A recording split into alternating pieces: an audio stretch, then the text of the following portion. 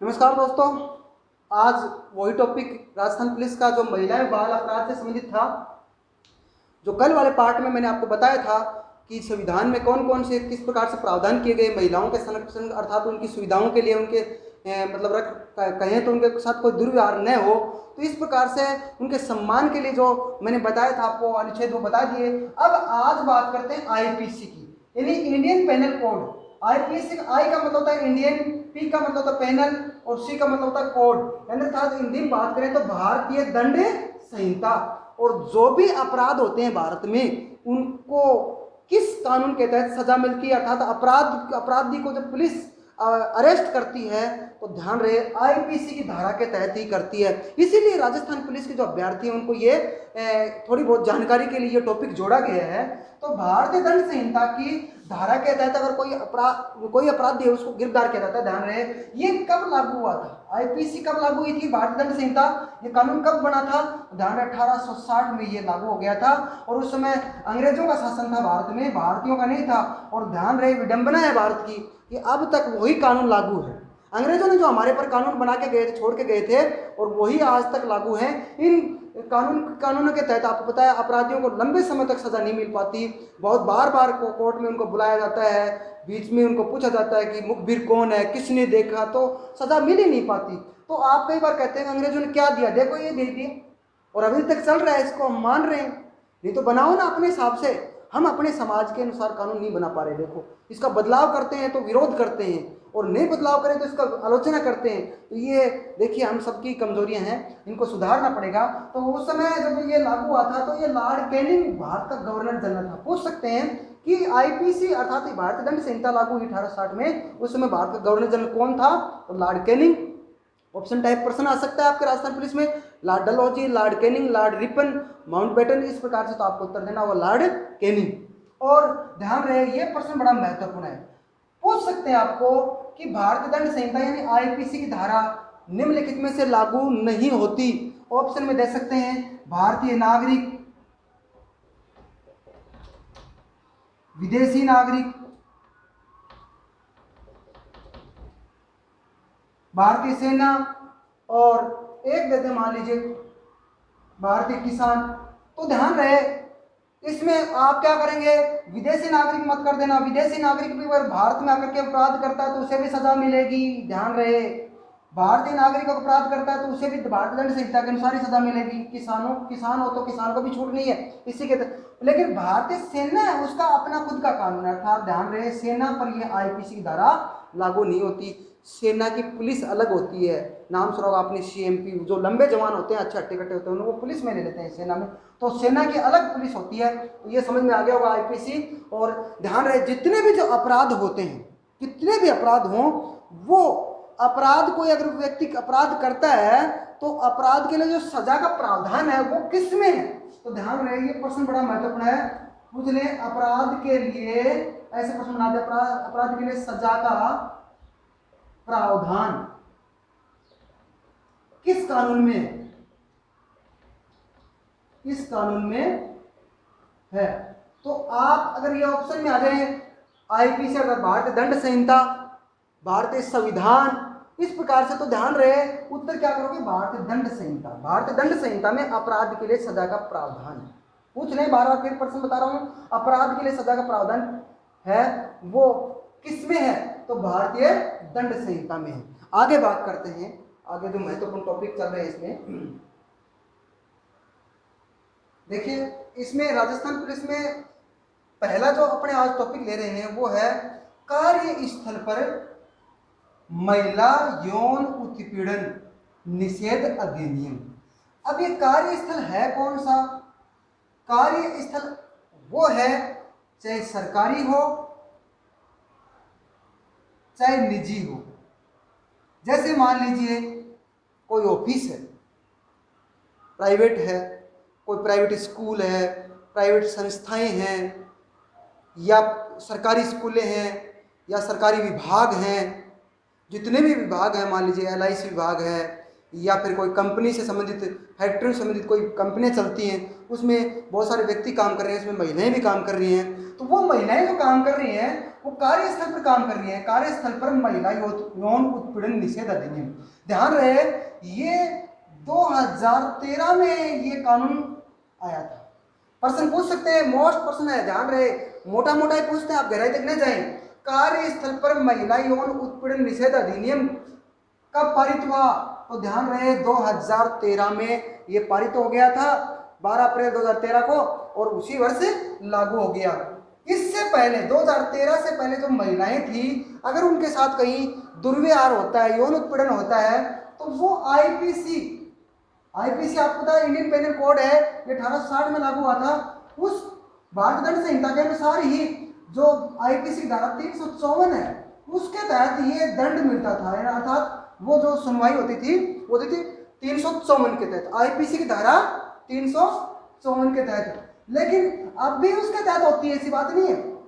लेकिन उसके अलावा आईपीसी की धारा 354 के अलावा इस कानून में कुछ अनेक अन्य जो प्रावधान और किए गए हैं कि महिलाओं को किस प्रकार से सुरक्षा दी जाए। तो ये कार्यस्थल पर इसके लिए नया अधिनियम लाया गया है, कार्यस्थल पर महिला यौन उत्पीड़न निषेध अधिनियम। कब लाया गया? 2013 में यह अधिनियम बना। अब क्या है कार्यस्थल पर यौन उत्पीड़न, इसको समझ लेते हैं। तो ध्यान रहे कार्यस्थल पर जो यौन उत्पीड़न है इसको हम ऐसे समझ सकते हैं कि महिला सहयोग, यहां पर ऐसे लिख सकते हैं कार्यस्थल पर महिला सहयोगियों, इसको थोड़ा मिटा देता हूं आगे वाला।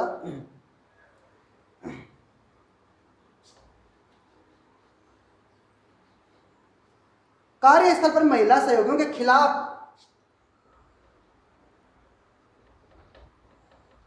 पुरुष जो कर्मचारी हैं, क्योंकि कर्मचारी पुरुष भी काम करेंगे उसमें विभाग में और महिलाएं भी करेंगे, पुरुष सहयोगियों की ओर से, पुरुष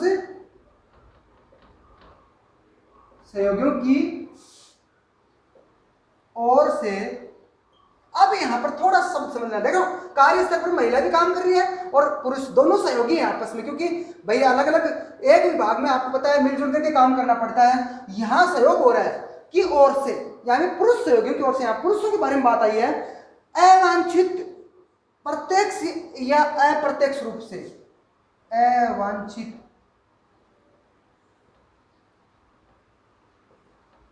प्रत्यक्ष या अप्रत्यक्ष रूप से। अवांछित सब समझे ना आप, अवांछित जो मतलब वास्तव में जो अच्छा नहीं है, अवांछित वो योग्य नहीं है, उस ऐसे शब्दों का प्रयोग नहीं होना चाहिए। अवांछित का मतलब, अब ये प्रत्यक्ष हो चाहे अप्रत्यक्ष रूप से, प्रत्यक्ष का मतलब उसको स्पर्श करना महिलाओं को, या फिर उसके साथ कैसा, ये अप्रत्यक्ष का मतलब इशारा करना, गलत इशारा वगैरह। तो ये प्रत्यक्ष अप्रत्यक्ष रूप से आप समझ में आ गया होगा। अवांछित शब्द ये वांछित नहीं है, अर्थात ये योग्य नहीं है, ये ऐसे शब्दों का प्रयोग नहीं होना चाहिए, ऐसे टिप्पणी या ऐसे इशारे नहीं होने चाहिए। तो अवांछित प्रत्यक्ष या अप्रत्यक्ष रूप से यौन संपर्क, यौन संपर्क, देखिए यौन उत्पीड़न में आता है अगर किसी महिला के शरीर को भी टच करते हैं, उसको गलत इशारे करते हैं, तो वो किस में आएगा? यौन उत्पीड़न में आएगा। संपर्क, टिप्पणी या आचरण, बात एक ही है, टिप्पणी करना, आचरण करना। तो समझ में आ गया होगा कि कार्यस्थल पर महिला यौन उत्पीड़न क्या है। कार्यस्थल पर मतलब ये है कि जहां ऐसे विभाग, जहां कम से कम मान लीजिए ना 8-10 आदमी काम कर रहे हैं और उससे ज्यादा कितने भी करें, उन महिला सहयोगियों के खिलाफ पुरुष सहयोगियों की ओर से अवांछित शब्दों का प्रयोग, टिप्पणी का प्रयोग, आचरण का प्रयोग, चाहे वो प्रत्यक्ष हो चाहे अप्रत्यक्ष रूप से हो, वो यौन उत्पीड़न माना जाएगा। तो वो एक अपराध होगा और उस अपराध के लिए ध्यान रहे आईपीसी की धारा वही लागू होगी, आईपीसी की धारा 354 के तहत। इसमें कै खे गे अलग अलग है, 354 कै वो बताएंगे आपको, उसके तहत उनको सजा का प्रावधान है। तो थोड़ा सा कि ये संभल के रहें ऐसे स्थलों पर, तो ये समझ में आ गया होगा कार्यस्थल पर महिला यौन उत्पीड़न निषेध अधिनियम। आगे है वर्ष 2013 में सुप्रीम कोर्ट ने निर्णय दिया था, एक राजस्थान बनाम विशाखावाद 1997 का संबंध किससे है, तो ध्यान रहे वो इसी से है। अगर ऐसा प्रश्न आ जाए, क्योंकि आप ऐसे प्रश्नों को ध्यान ही नहीं देते हो, सुप्रीम कोर्ट ने निर्णय दिया था राजस्थान बनाम विशाखावाद, राजस्थान से संबंधित है विशाखा कोई 1997 में उसने रिट दायर की थी, तो उससे संबंधित ये आया था। तो ये इसका संबंध किससे संबंधित है, ये ध्यान रहे ये निर्णय ये इसी से है, कार्यस्थल पर महिला यौन उत्पीड़न से, कार्यस्थल पर महिला यौन उत्पीड़न से। ठीक है, इसका संबंध किससे हो गया, कार्यस्थल पर महिला यौन उत्पीड़न से। देखिए आगे बात करते हैं कार्यस्थल पर महिला यौन उत्पीड़न से संबंधित अधिनियम की।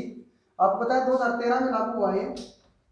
क्या है देखिए, अब इसमें मैंने बताया था आपको, कार्यस्थल पर जो महिलाएं है उसका पुरुष सहयोगी उसको मतलब प्रत्यक्ष अप्रत्यक्ष रूप से अवांछित टिप्पणी करता है तो वो यौन उत्पीड़न माना जाएगा। तो इसके लिए ध्यान रहे उस संस्था संबंधित सबसे पहले जो शिकायत समितियां गठित की गई है, सबसे पहले जो शिकायत समिति है वो आंतरिक शिकायत समिति है। जैसे मान लीजिए किसी स्कूल का मामला है तो स्कूल में आंतरिक शिकायत समिति होगी, ठीक है ना। इसमें कुल कितने सदस्य होंगे, 3 सदस्य होंगे, ठीक है ना। अध्यक्ष ध्यान रहे वरिष्ठ महिला होगी, महिलाएं ज्यादा हैं तो वहां वरिष्ठ महिलाएं इसके अध्यक्ष बनेगी, ठीक है ना।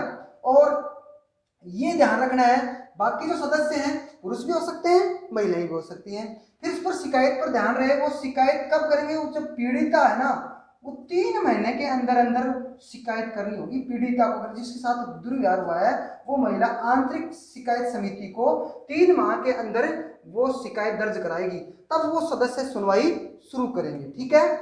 ये ध्यान रहे ये सिर्फ कार्यस्थल की बात हो रही है। जैसे मान लो कोई संस्थाएं हैं, कोई सरकारी कार्यालय हैं बड़े बड़े, उनकी बात हो रही है, नहीं अन्य जगहों की बात नहीं हो रही। कोई खेत में है ऐसी बातें नहीं होगी, घरों में ऐसे नहीं है, ये उसके लिए अलग लागू होता है, मैं बताऊँ आपको। फिर इसके बाद में देखिए जब ये शिकायत कर दी गई 3 महीने के अंदर उन्होंने निर्णय सुना दिया तो ये निर्णय अगर ये निर्णय लेकर के फिर ये आगे भेजते हैं, क्या करते हैं ये आगे भेजते हैं। जैसे आंतरिक समिति, देखिए ये आंतरिक समिति है, उस शिकायत को कहाँ भेजती है तो ध्यान रहे वो भेजती है स्थानीय समिति के पास में। स्थानीय समिति, आंतरिक शिकायत समिति है वो निर्णय कर लेगी तो 3 महीने के अंदर तो पीड़ित था 3 महीने के अंदर अंदर उसको शिकायत दर्ज कराएगी। फिर आंतरिक शिकायत समिति उसको सही पाए जाने पर उसको आगे बढ़ाएगी और वो कहाँ भेजेगी, स्थानीय समिति के पास। ध्यान रहे ये स्थानीय समिति और आंतरिक शिकायत समिति का संबंध किस अधिनियम से है तो बताएंगे कार्यस्थल पर महिला यौन उत्पीड़न निषेध अधिनियम से संबंधित। ऐसा भी प्रश्न आ सकता है, उल्टा भी आ सकता है। बात करते हैं स्थानीय समिति की, तो स्थानीय समिति का गठन है वो जिला अधिकारी द्वारा किया जाता है। मान लीजिए अगर वो शिक्षा से संबंधित है, स्कूल से संबंधित तो जिला शिक्षा अधिकारी करेगा, और रसद विभाग से तो जिला रसद विभाग, अगर मान लीजिए मेडिकल विभाग से मान लीजिए कोई हॉस्पिटल में ऐसा कांड हुआ तो वो सीएमएचओ होता है, इस प्रकार से जिला मेडिकल अधिकारी अर्थात चिकित्सा अधिकारी वो करेगा, तो वो जांच गठित करता है। तो उसमें कुल 4 सदस्य होते हैं। एक तो स्वयं जिला अधिकारी स्वयं होता है, एक ब्लॉक स्तर का होता है, एक उस संस्था का, जैसे मान लीजिए कोई हॉस्पिटल है तो उसका प्रमुख जो मुख्य है बड़ा डॉक्टर, स्कूल है तो उसका इंचार्ज हो गया। एक सदस्य उस संस्था का और होता है, जैसे स्कूल का है तो स्कूल का अध्यापिका हो सकती है, मास्टर हो सकता है, प्राइवेट हो चाहे गवर्नमेंट हो या हॉस्पिटल हो या कोई मान लीजिए और विभाग है, कोई विभाग मान लीजिए। पर ध्यान रहे इस विभाग के इस स्थानीय समिति जो है इसका भी अध्यक्ष कौन होता है, महिला ही होती है, ताकि वो महिला के साथ विरोध यानी उस निर्णय को विपरीत न जाने दे और महिला अच्छी तरह उसकी सुनवाई करवा सके।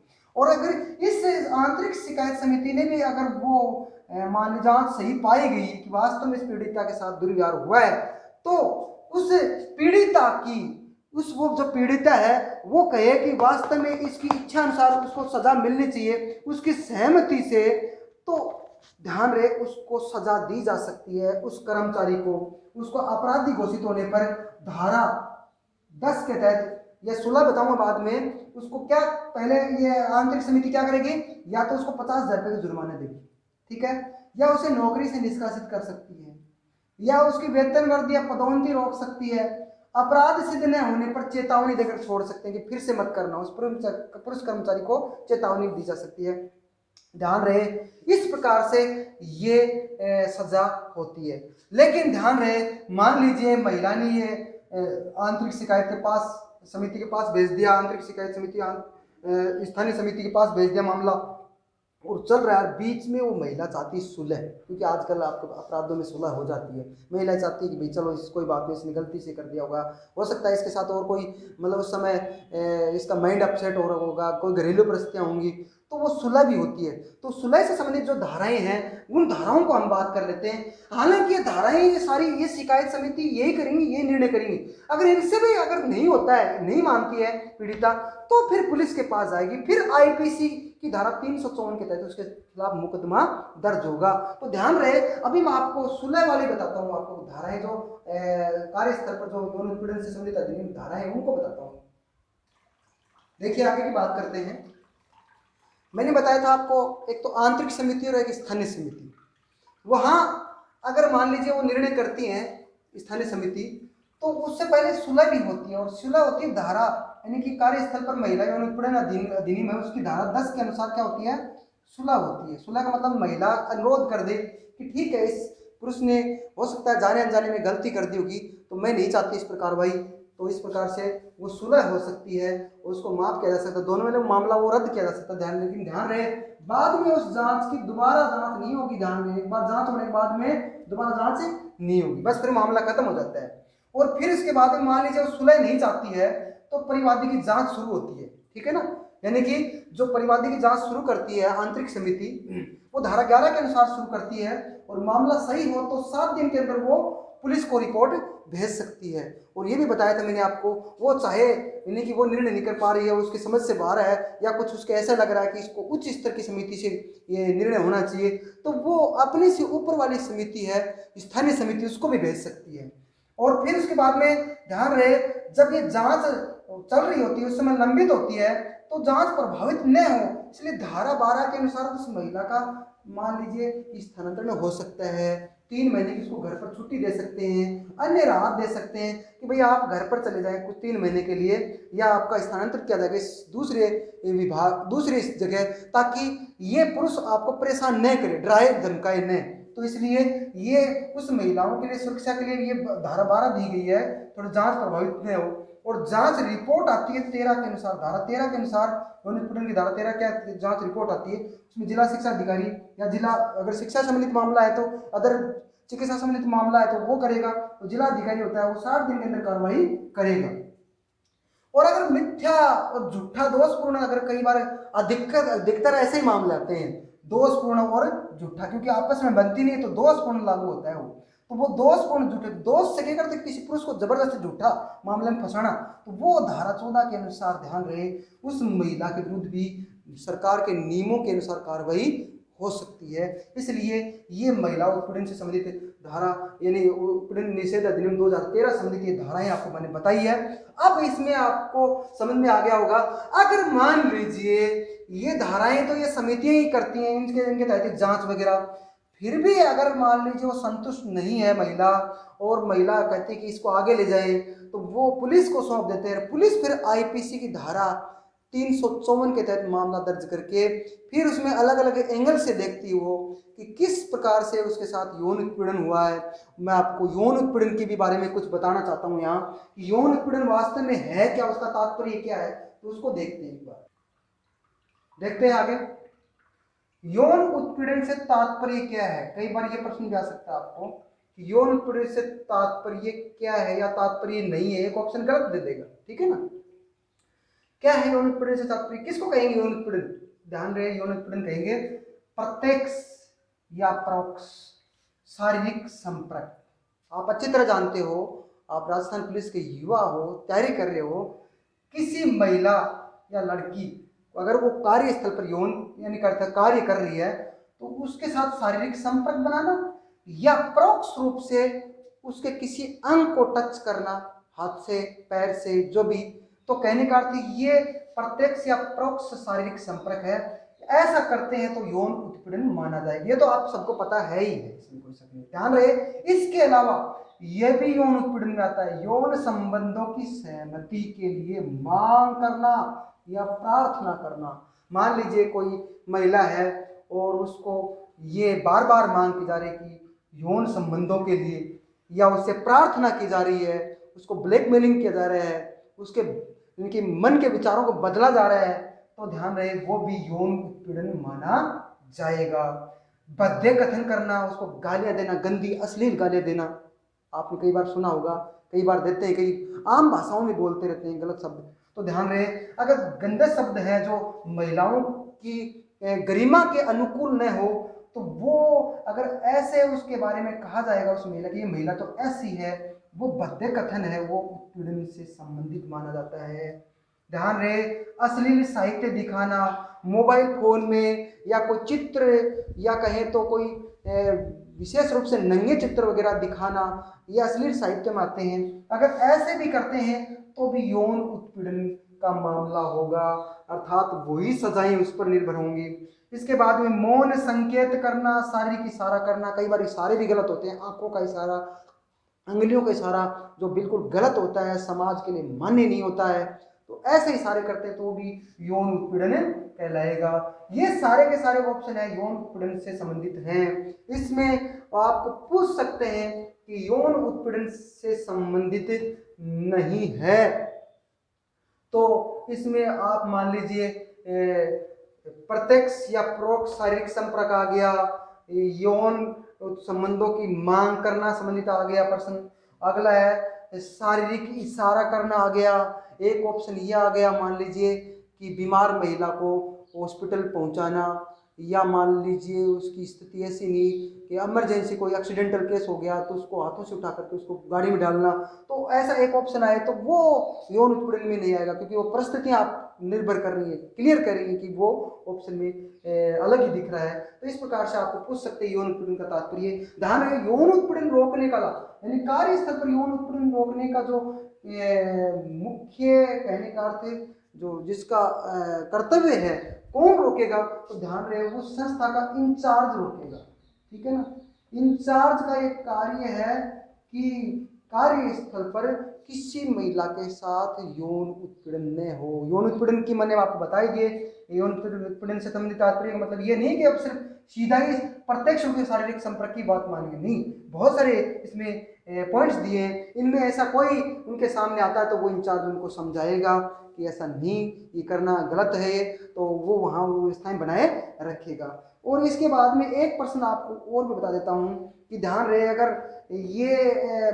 अगर ऐसा होता है तो उस कर्मचारी के लिए, अगर वो गवर्नमेंट कर्मचारी है, उसके लिए एक रूल भी है, Rajasthan civil services act 1971 25A के तहत, कि अगर कोई ऐसा करता है तो उसके खिलाफ वेतन वृद्धि वगैरह है, निष्कासित यानी सरकारी कर्मचारी है, उसके खिलाफ कानूनी कार्रवाई की जाएगी।